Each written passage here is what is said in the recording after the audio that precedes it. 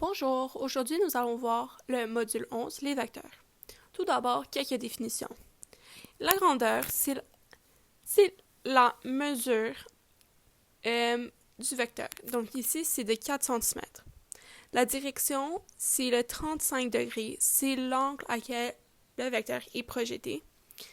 Le sens est le sens de la flèche. Donc si la flèche pointe vers le B, ça part du A vers le B.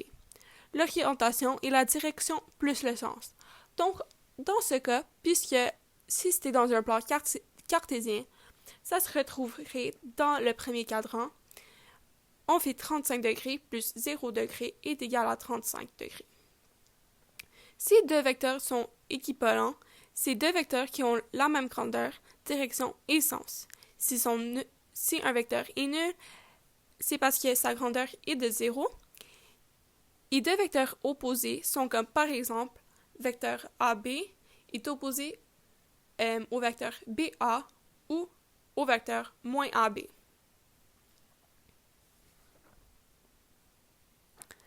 Dans un plan cartésien, ça nous aide à retrouver les composantes du vecteur. Les composantes du vecteur sont le delta x et le delta y. On s'en souvient que delta x, c'est x2 moins x1 et delta y, c'est y2 moins y1. Et la norme, elle est toujours positive. Pour calculer la norme, on le fait par la relation de Pythagore. Donc, la norme à la 2 est égale à son composante x à la 2 plus sa composante y à la 2. Maintenant, nous allons voir les relations entre deux vecteurs. On peut avoir des vecteurs orthogonaux, ce qui vont dire qu'ils sont pas perpendiculaires. On peut avoir des vecteurs collinaires, donc parallèles, peu importe leur sens et leur grandeur, et ainsi que des vecteurs opposés. Pour qu'ils soient opposés, ils doivent avoir la même grandeur et direction, mais ils doivent avoir un sens différent. Maintenant, regardons les opérations sur les vecteurs. Tout d'abord, on peut les additionner. Et c'est simple. Ici, nous avons le point A à moins 3, 1, le point B à 1, 3 et le point C à moins 4, 4.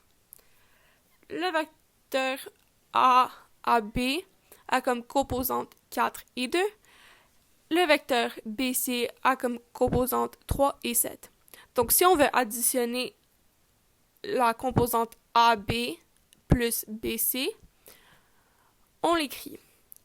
Vecteur AB plus vecteur BC est égal aux composantes de AB, donc 4, 2, plus les composantes de BC, donc 3, moins 7. On additionne les x avec les x et les y en y avec y, donc on aurait 4 plus 3,2 plus moins 7. Donc, la somme de vecteur AB plus BC serait de 7, moins 5. Maintenant, la différence. Il faut la transformer en somme. Donc, si on a les mêmes points que tantôt, le vecteur AB avec ses composantes de 4 et 2 et le vecteur BC avec les composantes 3 et moins 7. Si on voulait faire la soustraction AB moins BC, on la transformerait en somme, donc AB plus moins BC. Donc, on aurait les composantes pour AB 4 et 2 plus moins 3,7. Parce que si BC est égal à 3, moins 7, moins BC aurait comme composante moins 3 et 7.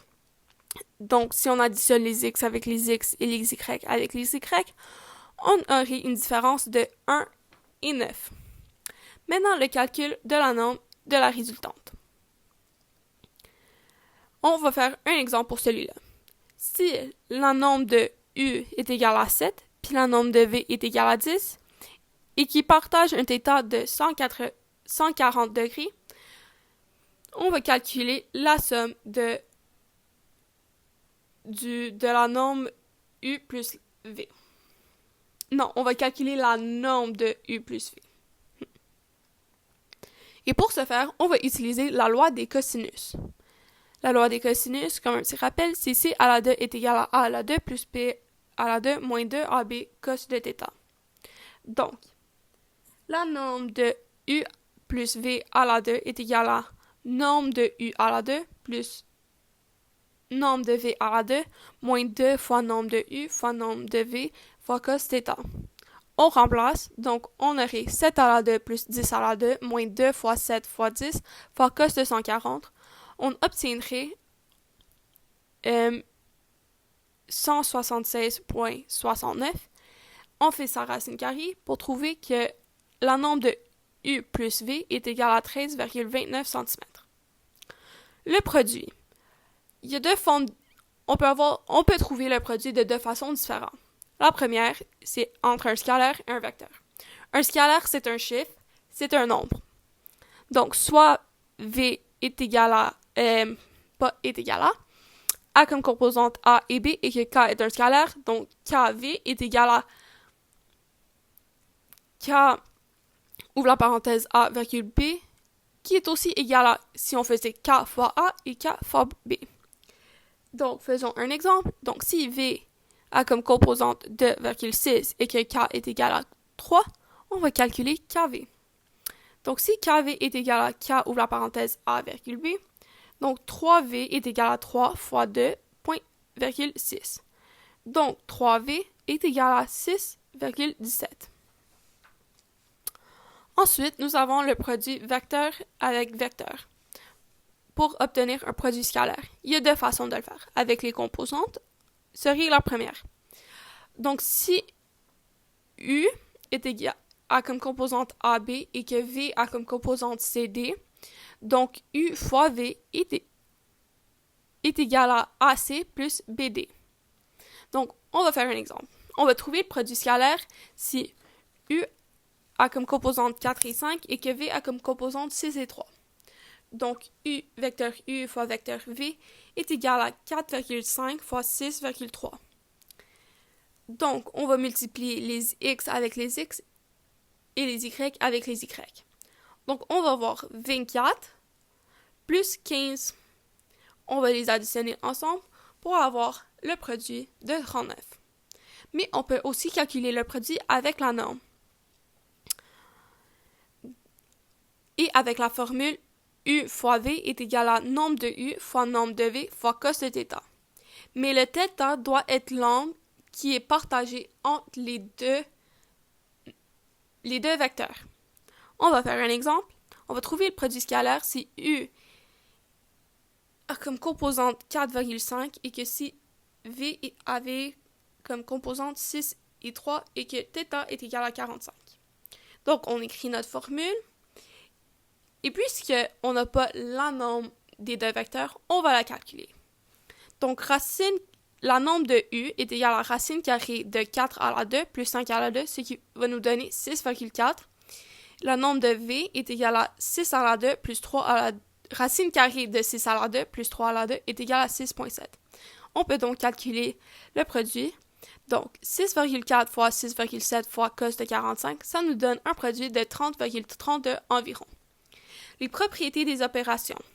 On a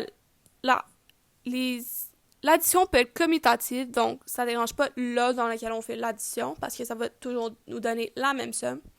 L'addition associative, si c'est par exemple 3 vecteurs qu'on doit additionner, ça ne dérange pas lesquels on additionne en premier parce que ça va toujours donner la même réponse. La distributivité de scalaire fois vecteur, donc c'est exactement comme si on faisait le produit scalaire, le produit avec un scalaire puis un vecteur. L'addition des vecteurs opposés, donc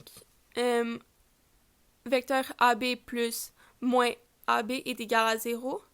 Donc, vecteur moins AB est égal à BA. La relation de Charles.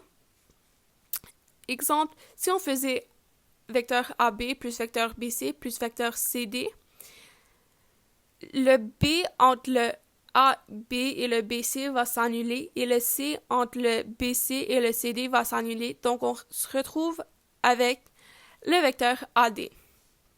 Un autre exemple pour la relation de Charles. Si on avait vecteur AB plus vecteur EF moins vecteur DC moins vecteur ED moins vecteur CB, on va changer tous les vecteurs négatifs à leur opposé. Donc, on va voir vecteur AB plus vecteur EF plus vecteur CD plus vecteur DE plus vecteur BC. Puis, on va changer de place le BC avec le vecteur EF pour que c'est plus facile à éliminer les lettres. Donc, on arrive que vecteur AB plus vecteur BC plus vecteur CD plus vecteur DE plus vecteur EF. En éliminant le B, le C, le D et le E, on arrive à un vecteur AF. On a aussi les vecteurs collinaires. Deux vecteurs sont collinaires.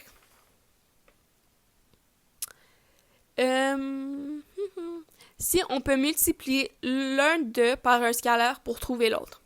Donc, exemple, est-ce que vecteur U et vecteur V sont collinaires si vecteur U a comme composante 8 et 12 et si vecteur V avait comme composante 4 et 6. On écrit la formule, vecteur V est égal à K vecteur U. On met les composantes de V, on met les composantes de U. Puis on voit que si on multiplie les composantes du vecteur V par... Non. Si on multiplie les composantes du vecteur U par 1/2, on aurait les composantes du vecteur V. Donc, ils sont en effet collinaires. Ensuite, nous avons la combinaison linéaire.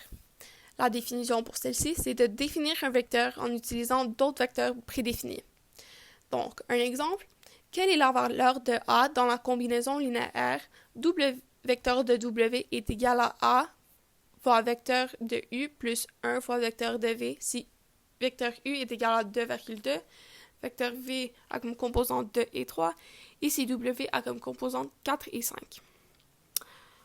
Donc, on remplace le vecteur W par ses composantes. On garde le A. On remplace le vecteur U par ses composantes 2 et 2. Puis on remplace le vecteur V par ses composantes 2 et 3.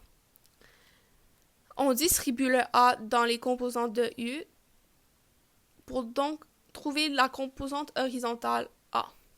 Pour trouver la composante horizontale, on va garder seulement les composantes x de chaque vecteur. Donc, on a 4 est égal à 2a plus 2. On isole le a jusqu'à temps d'avoir 1 est égal à a. Et pour trouver la composante verticale, on fait la même chose, mais on le fait avec tous les composantes en y de chaque vecteur. Donc, on a 5 est égal à 2a plus 3, puis on isole le a jusqu'à temps qu'on trouve que a est en effet égal à 1. Et la dernière chose, c'est de trouver le point de partage. Et pour mieux le comprendre, on va faire un exemple. Quelles sont les coordonnées d'un point P, X et Y qui partage le segment AB dans un rapport 3,2 à partir de A si A est au point moins 4, 9 et que B est au point 6 et moins 1. Tout d'abord, P est à 3/5 de AB. Puis le sens du vecteur est vraiment, vraiment important.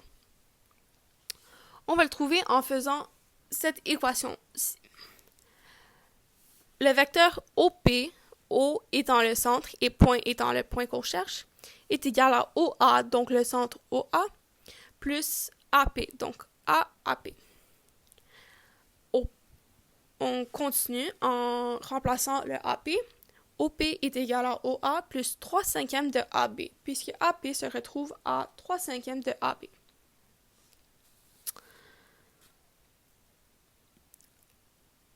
On cherche OP, qui est X et Y, qui est égal aux coordonnées du point A, donc moins 4 et 9, plus 3/5 du vecteur, donc les composants du vecteur AB. Donc, on arrive à x, y qui est égal à moins 4,9 plus 6,6. On additionne les x avec les x, les y avec les y, jusqu'à temps qu'on trouve que le point P est égal à comme coordonnées 2 et 3. Et c'est tout pour les vecteurs.